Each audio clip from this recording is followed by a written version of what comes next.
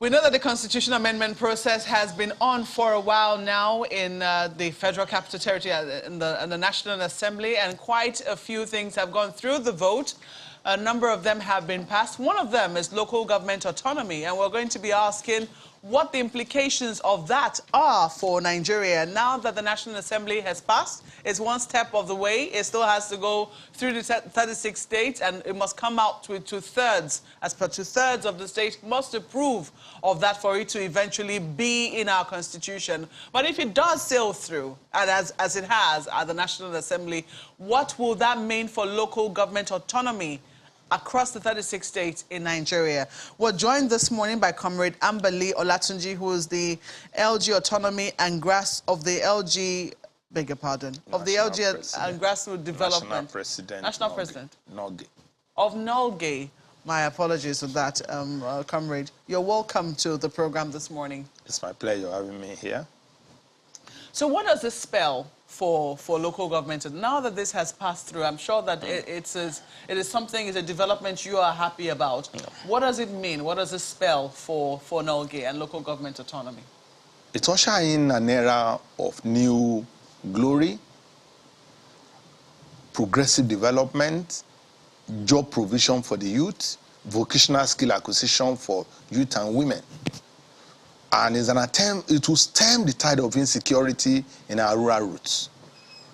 What do I mean by this? You know, in the yesteryears, around 80s, even during Babangida era, you remember the DIFRI, Director of Food, Road and Rural Infrastructure, that was able to tar roads, open up community roads across the country, provide potable water supply. That was the era of sinking of boreholes across various communities in Nigeria. It was the era of primary health care development too, whereby local government was able to provide functional health care facility at their rural areas because they lack access to modern health care. And that's why we were able to reduce the mortality and morbidity rate, especially for women and the children. And during that time, we were able to open up community roads. That's why we have some farmers market here and there, so that farmers will be able to bring in their farm products and produce to the city centers. And you remember that the autonomy then brought in era of having community security surveillance at every local government then, because local government was directly funded. And it enabled local government to plan their security program. On every Monday of every new week, local government chairman will preside over security meetings that will involve the non-indigenous, like the Fulanis and the Hausas community, the Igbo community, non-natives, they are there. The head of, if they have the... You're talking about the Southwest. Let's not forget that this is something that's going to be across the 36 Even states. in other states, yes, it's always, they hold the meeting with the connivance of the emirs and the obis. It's everywhere. It's everywhere during that time. Because it's mandatory that they must have that. And what they achieved then was that they are given security alert. If there is bound to be any communal clashes and what have you, they will gather at that meeting, they will discuss it, and they are proactive because the DPO of that area is there, the SSS director in that community is also there, in that local government is there. So they will all review it, they gather intelligence gathering, the intelligence information, and they go to the field. And that's because what we have now is that the city centers are already over-policed.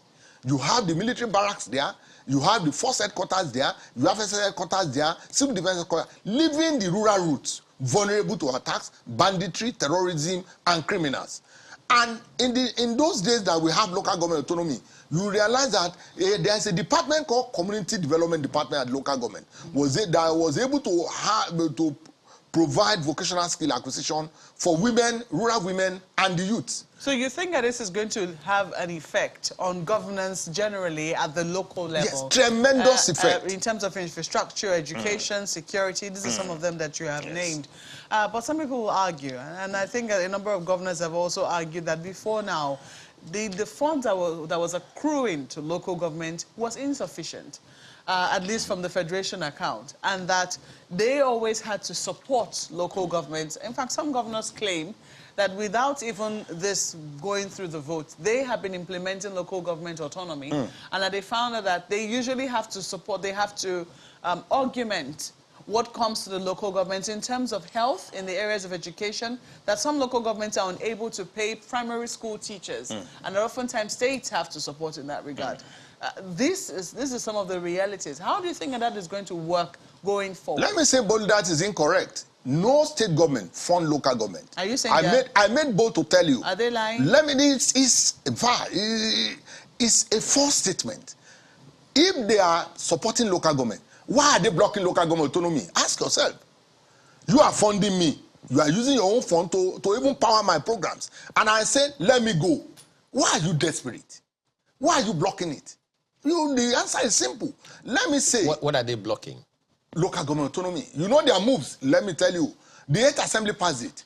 The concurrence at that level was abandoned because of the influence of the governors who coerced, who koto, and discouraged the House Assembly from passing it. And it's even evident now. About 2 weeks ago, Governor Fayemi was in Abuja, making clandestine moves, holding national meetings with some key stakeholders. That's why I said it in the press yesterday. Who are these key stakeholders? I mean, those who are supposed to give concurrence. You see, you are saying we are funding local government. I'm not touching local government fund. Fine, let local government be. It's easy.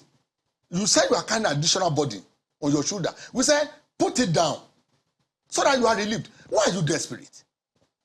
What is? Let me tell you, what they claim is not correct.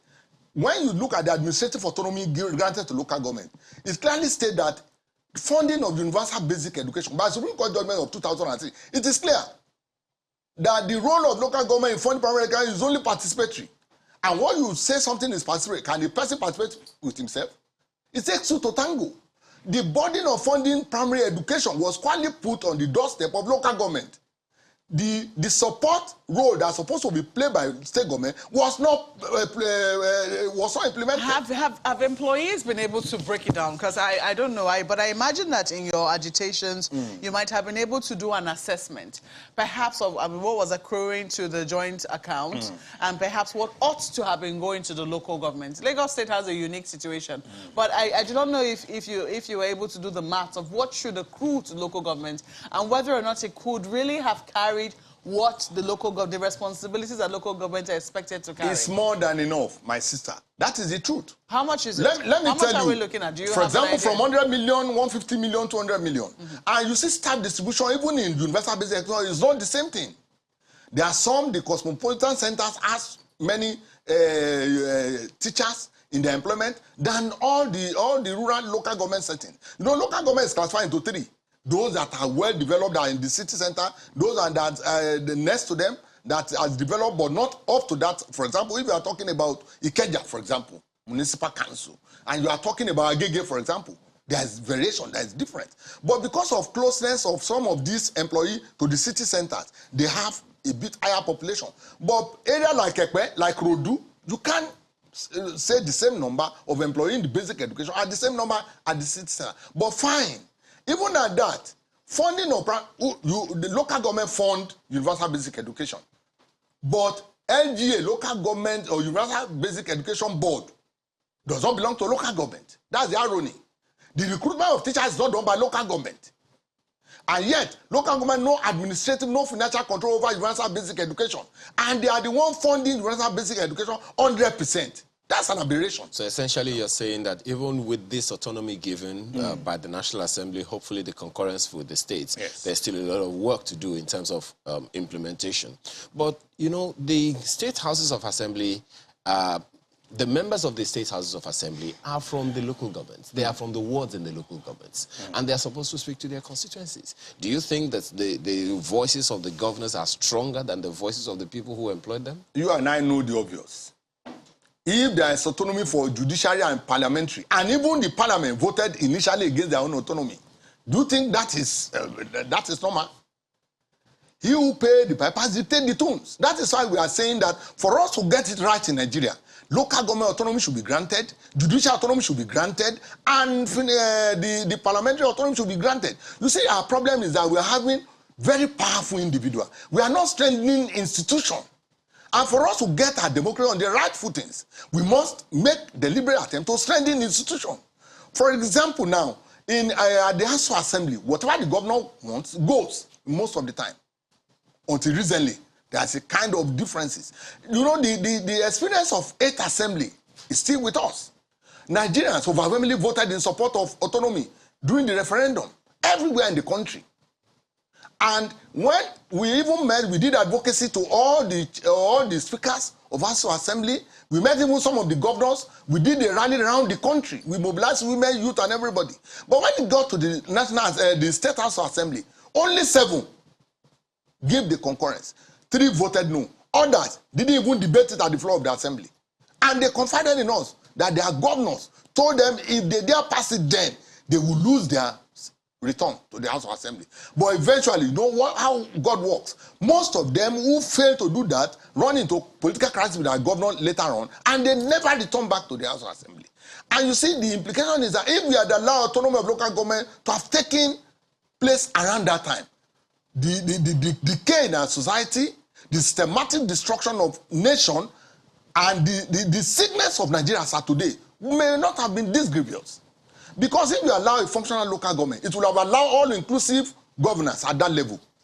In a nation that is multi-ethnic like Nigeria, that no federal government can be able to meet the political aspiration of everybody. You need to give an inclusive platform at that level that will give a sense of political relevance to various ethnic groups in the society, in the local government. That's why we clamor for transparent election and credible election at that level.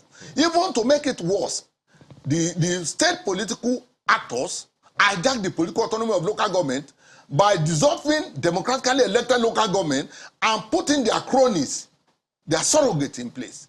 And that's what I wanted to ask you, because local government, passing local government autonomy is one thing. As my colleague talked about, the challenge of implementing it. I was going to say, at the end of the day, you still need a local government chairman who's going to be the administrator of this fund. Isn't that correct? And we understand, I mean, today on hard copy, we're going to be talking to the governor of Nasarawa State. And I had an interview with him asking about local government autonomy and asking about the conduct of elections into local government seats, to few local government seats. As we speak today, we know that there is no variation. All the local government, when an election is conducted, all the chairmen belong to the same party as the government. The governor in power, or the government in power, it never changes, and this is across parties.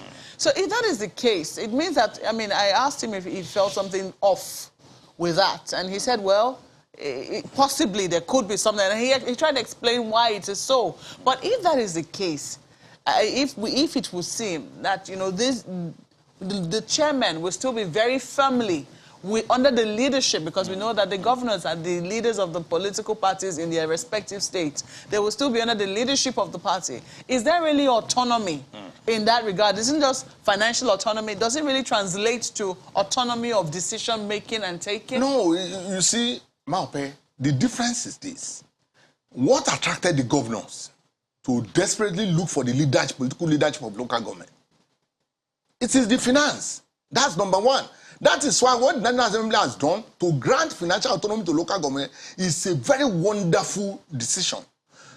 If you know that you can't have access to it, when we were lobbying, we were trying to canvass for actualization of local government autonomy. We were also canvassing for the establishment of all anti-corruption agencies in all 774 local government in Nigeria.